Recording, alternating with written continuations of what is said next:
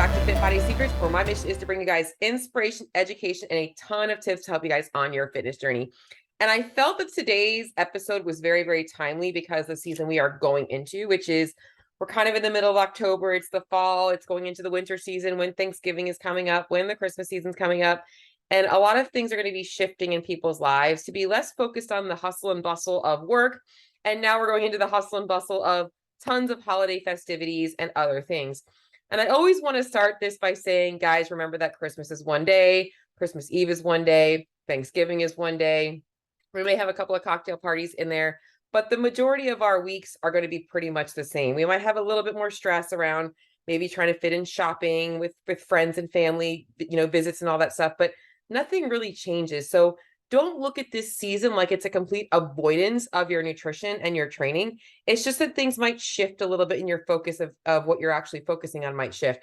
And today's episode, I want to talk to you guys, and I've made episodes on this before, but I wanted to kind of obviously freshen things up a little bit. Talking a little bit about the diet phases. I think that people get so focused on there's one phase in a diet. I'm either dieting or I'm not. Well, so two phases. I'm either on a diet or I'm not on a diet. That's really not the way nutrition should work. We should always be hopefully looking to obviously make some progress somewhere. And part of that progress is obviously some points we're just taking a break from it.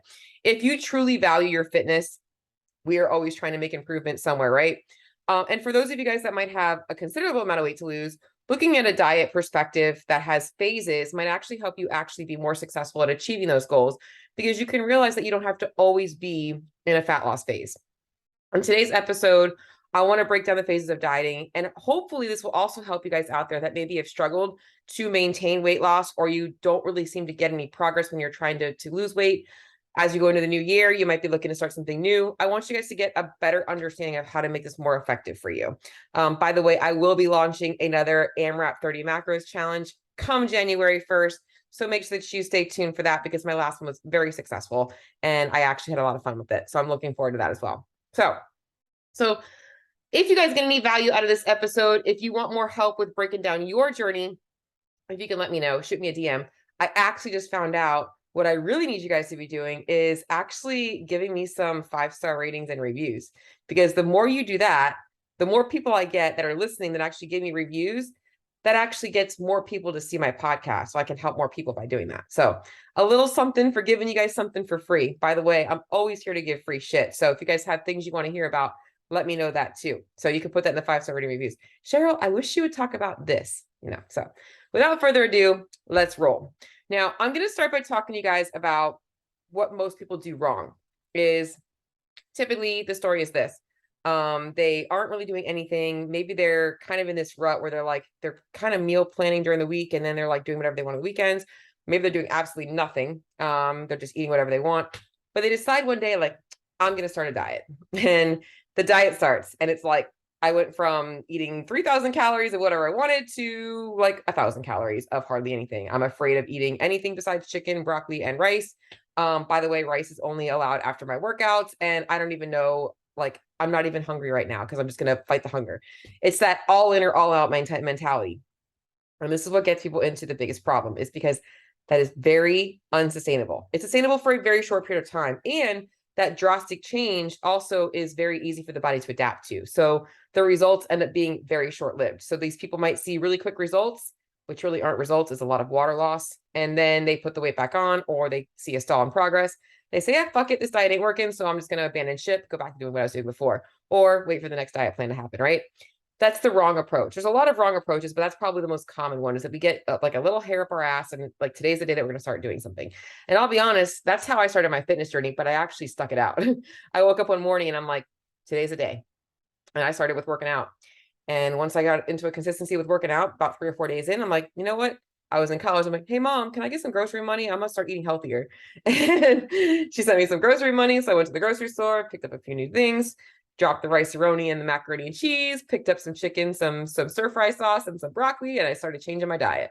And that's how I started. So we all start somehow, but it does usually come down to people that just end up one day deciding they're going to do it, and then they abandon ship as soon as life gets hard.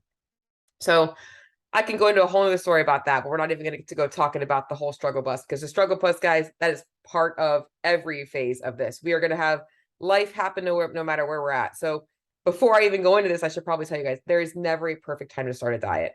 I think I started on a Wednesday. I'm going to be honest. I think it was like a Wednesday or Thursday. You guys, there's no perfect day. There's no perfect time. In fact, you can start right now. You don't have to wait till the new year, because all of these things that are coming up are going to happen, whether it's February or March or April. There's always going to be a birthday party, a celebration. So that's a whole other episode. Anyway, so let's talk about the phases of a successful diet plan that is actually sustainable, enjoyable, and teaches you all the things you need to do to be master of your own nutrition. Number one, you need a pre-phase. And this is like what I would like to call your metabolic priming, kind of making sure that you're in a healthy place. Now, if you've never dieted before, this is a pretty much you're in a good place. If you're kind of like, this is your first time ever embarking on this, you're likely not dealing with a lot of negative feedback from your metabolism or your hormones. Whereas if you have been chronically dieting, under eating, yo-yoing up and down through years and years and years of behaviors, this phase is important for you. Now, whether you are the non-dieter or you are the one that's dieted a lot, it still starts with the same thing, is we need to establish a base. What does base look like for you? Well, it's developing the foundational skills of eating right. So we're looking at building balanced meals. We're not looking at cutting out food groups. We're not looking at, that stuff. We're looking at, okay, eating enough calories for like my body's needs for optimal health, and getting a balance of nutrients at all my meals. This is where you're developing the skills of maintenance, of what it looks like for you to live your life in a healthier way. It shouldn't feel restricted. It should feel actually really, really good. In fact, you should feel like, God, I don't even feel like I'm dieting, because you're not yet. And for some people, this might take a week. It might take 2 weeks. It might take 6 to 8 weeks. And for some people that have been chronically dieting for a long time and are very resistant to eating more, it might take them a little bit longer. It really depends on the individual. And I always like to hope that it's going to take me less than 4 weeks. But sometimes when a person has been in a very bad place, both physically and mentally, it takes time. I can't just bump somebody's calories up who is living on 800 calories a day, which is a common thing that I see. And it's very frustrating for them because they just want to lose weight, but they don't realize that what they're doing is making it harder and harder and harder for them to lose weight. So metabolic priming, we get that base, we get the habits, we get them feeling really good. They should feel like they're not in any restriction at all. And that's part one. From there, we're going to sink into a fat loss phase. And what fat loss phase looks like is we are taking some calculated numbers from their maintenance to allow them to see a controlled loss in weight. Now, in this phase, there are a lot of things that are going to happen that we have to obviously work through. So it's not as simple as just, let me just drop some calories and the weight's going to come off, right? Well, for some people, it is that easy, likely the non-dieter. But for other people, our metabolism plays a huge role in how effective this is. Well, for everybody, it plays a role. When we are somebody who is a hyper responder, we tend to respond really well to this phase. I'm a hyper responder. Every time you throw food at me, my body burns more calories. If I cut food back, my body loses weight. I'm a hyper responder very quickly. Others are not so much. Some are very like slow responders, and the body takes a little bit of time to catch up. Other people have a compensation that happens, that as they cut calories back, their bodies naturally slow down, and they're not aware of that. So it's really hard for us to troubleshoot that. So knowing where you're at, and that is something that you're going to learn along that phase. It's not, I have a slow metabolism, I have a fast metabolism. It's understanding that you have either an adaptive metabolism or a more adaptive metabolism than others. And we just have to learn how to troubleshoot that. And that's where having a coach can be so helpful for you, because it's really frustrating when you're like, I'm doing the nutrition, I'm doing the training, what am I doing wrong? Well, you're not. Your body is not responding to what you're doing. So we have to make some adjustments there, which is where the next piece of the fat loss phase is knowing how long you have to be dieting for. One of my first questions is, how much weight do you want to lose? And people are usually scared to say that, I don't really know. Well, you should know. Why? Because you have to know how long you're going to be dieting for. If you've got 50 pounds to lose, you got a long way to go. We have to learn how to interval that, right? So we want to know what that diet phase looks like and then be able to go from there. So the next step is obviously in that fat loss phase, we cut the calories back. We're addressing feedback. So we're watching for energy changes, hunger changes, cravings, digestive changes, and all those types of things. And then along the way, like I said, depending on how long the person has to go for, we might be building in some diet breaks. Maybe it's just some simple refeed days. We're looking to kind of make sure that that person is optimizing their metabolic health as much as they can to prevent that adaptation from happening. Because in a fat loss phase, you are going to start to burn less calories at rest as you're losing weight, as your calorie intake goes down. And we want to kind of make sure that we're offsetting that as much as we can. There's no real science that says that refeeds and diet breaks are super effective. However, there is a lot of evidence in terms of what we see from the compliance from clients and their results that it tends to definitely help with a lot of those things. So definitely think that diet breaks and refeeds should be a part of everybody's plan. Not to mention, like I said, we don't have just one season that has holidays. It's all part of our life, and that we should be able to kind of know that, like, maybe one weekend we're on a vacation, we don't want to be thinking about nutrition. Okay. So this is why understanding the phases of fat loss also have some little parts in them that don't require you to be thinking about fat loss. And that's okay. We are all human, whether you have 100 pounds lose or whether you are where you want to be. We are all human. I mean, think about it this way. If you're performance based as an athlete, sometimes you take time off from training, right? You take time off to relax and enjoy your friends. That's the same thing here. So fat loss phase. From our fat loss phase, as I mentioned, some diet breaks and refeeds built in, depending on the person. We might need to do more or less of them, depending on how much longer they have to go. We then need to go into like all right, I'm where I want to be, Cheryl. I feel really, really good. Now, sometimes that's not where we get to. Sometimes a person has a long way to go and they get to a place where they're in that fat loss phase and they're like burned out. They're like, all right, my body's not responding as much as I was. My hunger, my cravings are going up. I'm feeling non-compliant now. I just need to take a break. And this is hard because a lot of people are like, I'm never going to lose all the weight that I want to lose. Maybe this is not possible. And this happened recently to one of my clients. I'm like, no, that's not true. Okay. You've been doing this for a long time. Your body needs a break. Give your body the break it needs. So I want you to think of this post phase as it's an end in a dieting cycle. And it might be the end of your journey, meaning you are where you want to be, or it might be like, I need to take a break from this right now and revisit it later on. And if you do this part the right way, you will set yourself up for success if you go back into another fat loss cycle. Or if you are where you want to be, you will ensure that you can maintain your results long term. So either way, this next phase is the most important phase. Okay. I just made this post recently in my Facebook group. If I could go back in time and change anything, it would have been understanding the purpose of this when I was 19 years old, because I had no idea how to go from weight loss to weight maintenance. And I was so afraid of regaining weight that I would just keep dieting myself because I didn't know. So add to that the mental and emotional stress I was going under, and hello, eating disorder, here I come. So, and I can go over, I just had to bring that up because it's something that was pivotal in my life. And if you don't know my story, guys, I'm very passionate about teaching people about nutrition because of that. So post phase, the first part of your post phase is making sure that you're establishing a new body set point. When we are, let's just say we weighed 185 pounds at a 5'3" female for the last, call it 10 years.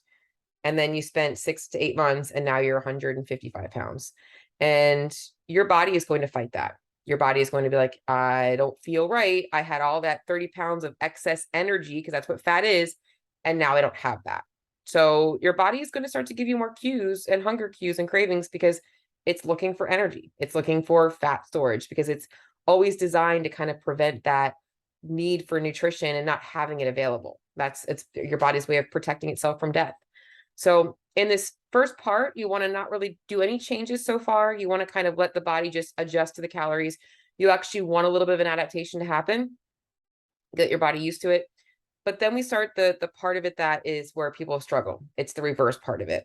And this takes some people longer than others. It once again it depends on mindset, how committed that person is, how comfortable they are with making number changes, how long they were in a dieting phase for, their mental health in terms of, or their mental state in terms of nutrition, like how comfortable they are with food relationship, and the speed at which that person feels comfortable. So we want to make sure that all of those things are addressed in this phase. What the reverse phase is like I said, where we were starting at maintenance, right? And then we went through this fat loss phase with some breaks built in.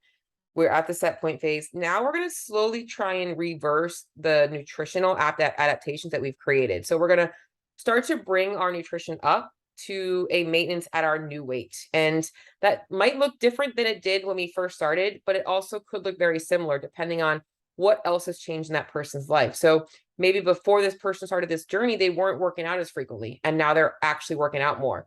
Maybe they have more muscle on them. So they might actually be pretty close to where they were, even though their metabolism has adapted to the change in their calories. We can now reverse that back up by increasing the thermic effect of feeding and getting them optimizing their performance more. So reverse phase, we're bringing things up in a very calculated way.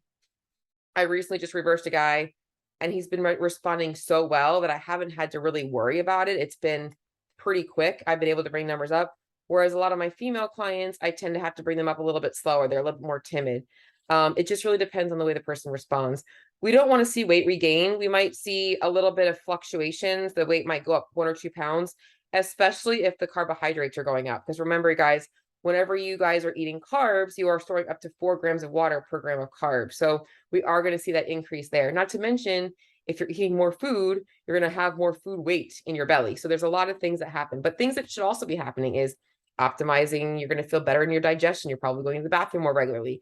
You're going to start to get more energy. You're going to start to feel a little stronger. You're going to start to feel like what it feels like to be optimizing your body for health. And this is the exciting part of this part. So, or of this phase. And that's the reverse phase. Once you guys get to the place where you're like, all right, calorically, I am, and this is how you know you're done. You're like, I don't really want to eat more food. I can pretty much eat the foods that I enjoy in moderate portions. I'm obviously not eating a whole pizza every night, but I can have pizza and I don't feel like I'm going to go over my numbers. I feel like I can incorporate some social drinking and social eating and not feel stressed out about it. I feel like I have enough energy to get through my workouts. I'm not having to space out my food so much with like anxiety about, am I going to have enough left later on? Like you're feeling really good about things. And intuitively, you're like, you know what? I'm a little hungry for a snack. And you can have that snack and not stress about it later on. That's when you know that you're like, all right, I'm in a good place. And then we're going into maintenance. Now, maintenance looks very different for everybody. For some people, if you do have like a personality like me, kind of type A, you like to have that control factor, it keeps me on track. If I didn't track my food, I would easily undereat. So maintenance for me is, well, maintenance for everybody is establishing a couple of things. One, like I just said, if I didn't track, I would undereat. It's knowing your red flag. So for some people, if they don't track, they'll overeat the wrong things. It's knowing what you need to watch out for when you're not focusing on a goal. That's an important part of the maintenance phase, is knowing what things you're going to have to keep in check so that you don't revert back to old habits. So that's number one. Now, number two is some people are going to be lifetime trackers. Like I was saying, I'm a tracker. Others want to move into more of like I don't want to think about my nutrition all the time. And I don't really need to be weighing and measuring my food. And this is what most people want to get into. And they should be able to. You should be able to move away from having to keep meals so simple, having to weigh and track everything because you've been doing it for so long that you should now be able to eyeball things and know like what you're adding to dishes and how to balance it out. And that's where maintenance becomes a very individualized basis on a person's lifestyle and values, and where you can kind of start to learn how to get back to like normalizing your eating patterns. Maybe you are making more home cooked meals with your family and you were in your fat loss phase. Maybe you were really dialed in and eating on your own. And we start to incorporate more of those flexible things that are no longer you obsessing about like, is it going to cause me to gain weight? It's like, all right, I have plenty of calories available. So if I'm off by 100, it's not a big deal. Like that's where we want to get to. And that metabolic reverse phase, the reverse dieting phase, is really important for this because it gives you more flexibility for that. So one option in the maintenance phase is continue tracking because you like it, makes you feel good. And with that tracking, it's not so much about being spot on every day. Maintenance calories and macros are more of a range, right? So we can kind of make sure we're keeping things pretty consistent from day to day. But every once in a while, we might have a higher volume day, need to increase things. Every once in a while, we might, just not be feeling as hungry. It's not, oh my God, I'm gonna lose my gains if I miss a day. It's having a range and sticking to it. Option two for some people might be tracking the days that they have, like would like to call their quote unquote their red flag days, where maybe they are just like checking calories and macros of the foods that they're eating when they're eating out, but their week is pretty routine. They don't really change much. Maybe it's the opposite. Maybe they just want to keep themselves in check and maybe have 1 or 2 days where they don't have to stress so much about food and they're just kind of monitoring other things to make sure they're not going in the negative direction. And then number 3 is walking away from it altogether, knowing it's a tool that you could always go back to, but knowing that like you're in a good place, you've developed enough habits and structure. When you're in maintenance, your food choices should not change. What you're doing in your pre-phase, your fat loss phase, your reverse phase, and into your maintenance phase your nutrition should look the same. It's not reintroducing foods ever. It's always reintroducing calories and amounts of those foods. And realizing that in maintenance, we have more calories available. So we should be able to include more of those foods that maybe were a little bit higher calories and feel less stressed about that. Maintenance phase is the goal for everybody because nobody wants to regain their weight. So this is where, like I said, knowing your red flags is really important, and establishing what of those is going to work best for you. So phase 1, we've got the pre-phase, the metabolic priming. Phase 2, we've got our fat loss phase. Phase 3, we've got our post phase, getting our new body weight set point. Then we've got our reverse dieting phase and then our maintenance phase. Now, the other thing I'm going to talk about is maybe you aren't somebody that has to lose weight. Maybe you're trying to build. This is going to look a little different for you, because I do think that people get into this whole I'm in a bulking phase. And I actually think what is a better method for those people looking to make gains is to do shorter bulk method, shorter bulk. So like, rather than thinking about I'm on a bulk phase, I'm going to spend about 4 to 6 weeks in a calorie maintenance, like calorie surplus.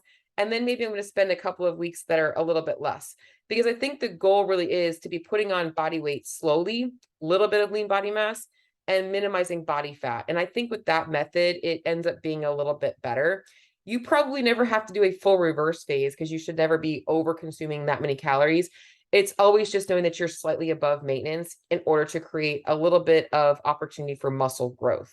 That's the only real difference with this. But I know most people that are following me are looking for fat loss advice. Everybody wants to look good naked. And part of that is, they want to build muscle too. But I think for most people, it's like, I know I have some muscle.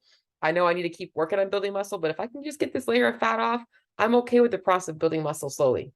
So hopefully this episode was helpful for you guys. As I said, if you guys do want help with building out your own phases, not really sure where to start, how to set goals, definitely shoot me a message. I want to hear from you. And like I said, if you guys can shoot me some reviews, that would be awesome. And have a good week, and I will talk to you all soon.